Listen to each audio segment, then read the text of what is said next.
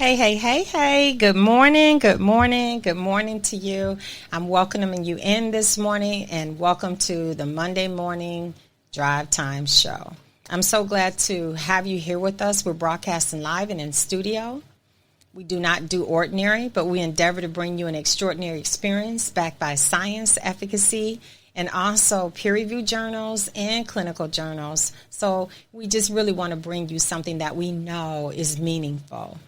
And that's the Auspicious Wellness Experience. My name is Debbie Smith Torrance, and I'm your host. I'm a life and health coach, a manufacturer in cannabinoid molecules, for short CBD, plant-based wellness, that's a big part of our show also, helping you understand the medicinal properties of plant-based wellness, herbs, and things of that nature.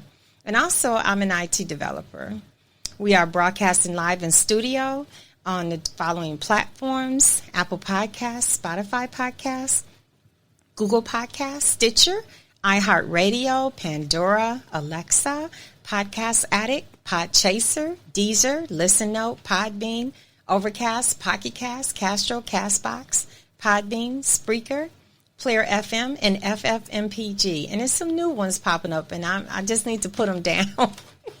So with that being said, wherever you are in the world, good morning, good afternoon, and good evening. It's time to dig in and also just dive in off the dashboard and drill down and take it all apart, assemble it all again where it all makes sense, and most of all, be true to you. And go deeper and deeper and deeper to bring you more and more meaningful content that you can listen to, understand, and also research on your own. And so you know what it is. You know what I'm asking you to do. I want you to come on in, take a virtual seat, because right now we're really ready to dig into part 3 of our men's series. And this is the last part of that series. And it's really been well received. And I really want to thank our listeners all around the world, all over the world, for their support. I sincerely, truly do. And I'm just so blown away by the support. And it's been one of the most prolific, really, series that we have, with over 500 downloads in this series. So really, this one right here, this last one is super power-packed. And we've talked about part 1, part 2 of the series. And so let's go into part 3. And part 3 of the series is men's health. It's going to be in prevention. And many of our men are gone too soon. So this is dedicated to helping you stay with us. And this is dedicated to the women, the daughters, the children, the men in your lives. So this is dedicated to everyone around you, meaningful relationships, friends, girlfriends, boyfriends. It doesn't matter. Everyone has a special someone. And if you don't today, doesn't mean you won't tomorrow. And also, even for your own self and self-love, learning how to love yourself in all the right ways, learning how to be a better you, the best version of you that you can possibly be, is what we want for you. And so today is about prevention, okay?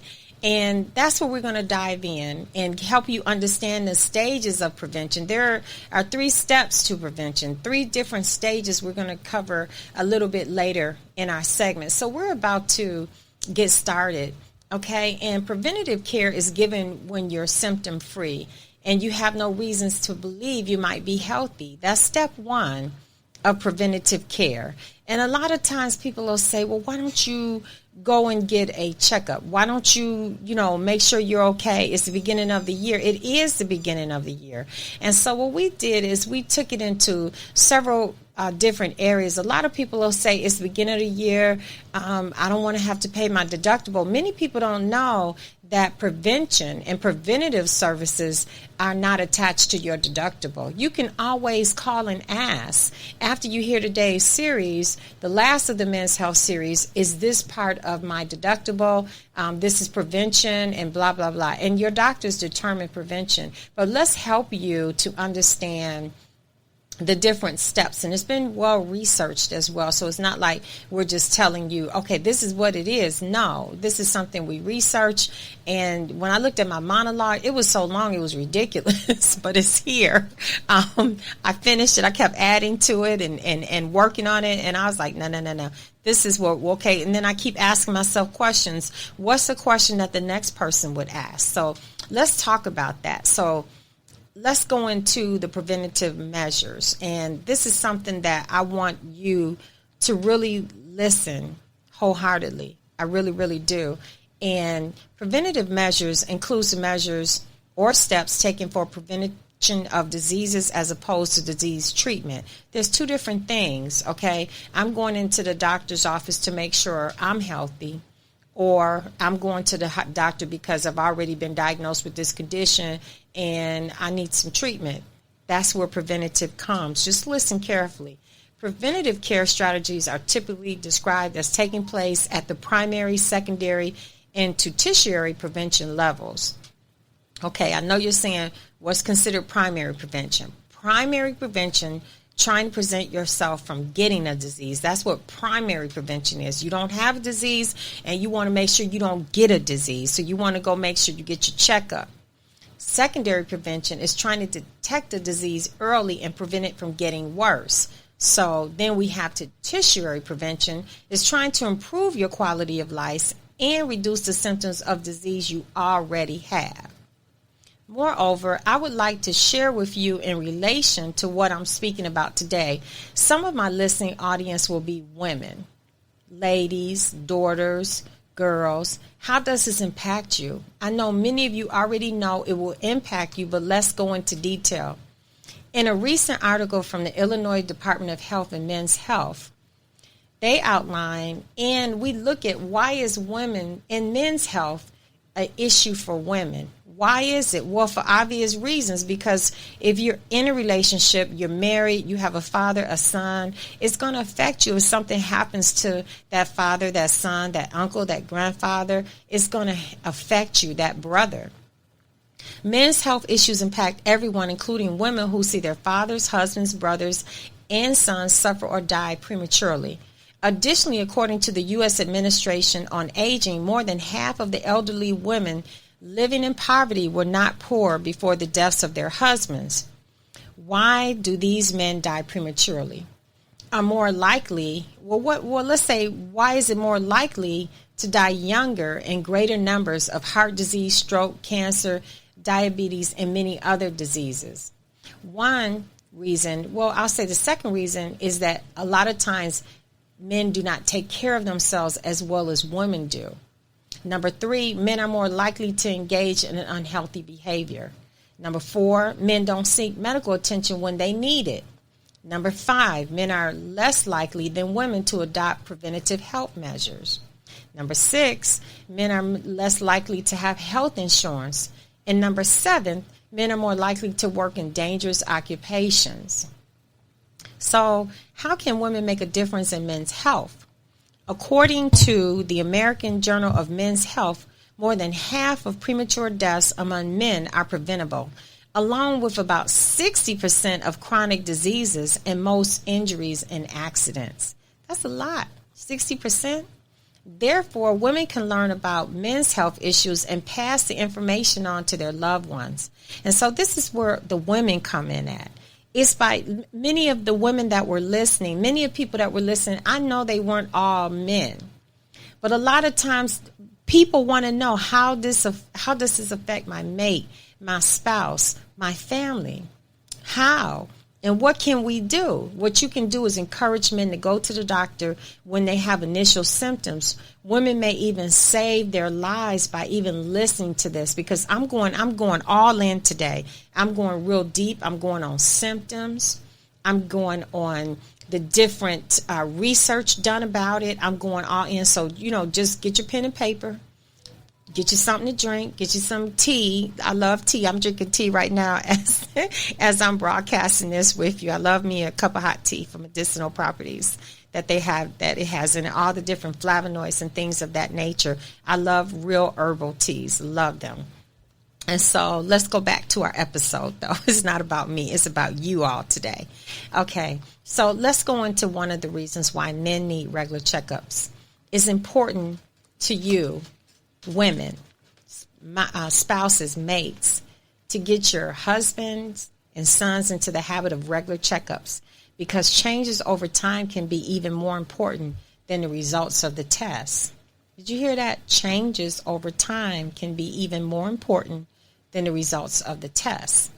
Furthermore, men need to be good examples for their sons by showing them that going to the doctor is a priority. Like with my husband, as soon as he sees a toe hurt, he's going to the doctor. I need to go get this checked out. I'm like, okay, baby, I'm with you on that one.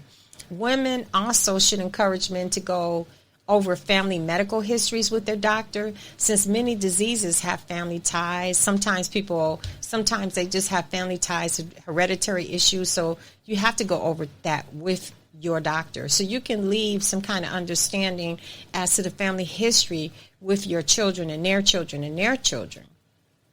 What symptoms should women look for in men? What are the symptoms that you need to be looking for in your men? According to the Men's Health Network, there are many symptoms that women can look into for men that often are signs of more serious health problems. These symptoms, which we're outlining here, we want you to pay very close attention to. Persistent backaches, nagging cough, recurrent chest pains or headaches, unexplained weight loss, extreme fatigue, depression, obvious changes in warts or moles, unusual lumps, changes in the color of the urine or the stool, changes in bowel or bladder habits. This one is really important. Blood in the urine, bleeding that won't stop, impotence or erectile dysfunction. And so we tell you what to look for. So now we're going to go even deeper. We're going to go deep, deep, deep, deep, deep. The top 10 causes of death in men. Men have shorter life expectancies than women. While we will all die eventually, there are things that we can go and do to live longer and healthier lives, which improve the overall quality of our lives and our families' lives. And so in this part of the segment, I want to outline to you what are the top 10 causes of death. And some of it could be prevented. Some of it really can. Prevention is everything. Early testing, that's everything, because instead of being at stage 4 in cancer, you could be at stage 1 or 2 by paying attention to your bodies, paying attention to what your body is telling you, instead of you ignoring what your body is telling you. That doesn't mean every time you have a twinge or ache, something is wrong and you're dying. No, what we're saying, if it's something persistent and it keeps happening and going on, don't wait 2-3 years. Go within those 6 months to say, okay, this has been happening to me. This has been going on for 2 months. This has been going on. I just want to get a checkup, period. According to the U.S. Center for Disease Control and Prevention, the CDC, in 2003, just over 1 million American men died of heart disease, or one of the 9 other leading causes of death. That represents 80% of all deaths by men that year. Men are more likely than women to die from most of the causes. So if that's 80%, just think about what early prevention can do. Luckily, because many of these causes can be prevented, men can take steps to avoid them by knowing the symptoms, by having regular checkups by a doctor or a healthcare provider, and by taking steps to live a healthier life. And that's what this segment is really all about, helping you to have the understanding that you really need, helping you to understand what's really happening. What is prevention? How can we take these numbers down from 80%? What is it that we can do? Well, we're going to outline the steps that you can take to avoid these things. And it's not something that I'm speaking off the top of my head. It's something that's been very well researched, and I'm bringing it to you. Okay? So that's what I want you to know. So in order to live a healthier life, let's look at what are the causes that we're going to outline today. We're going to outline heart disease, cancer, unintentional injuries, stroke, chronic obstructive pulmonary disease, which is lung disease, diabetes, influenza,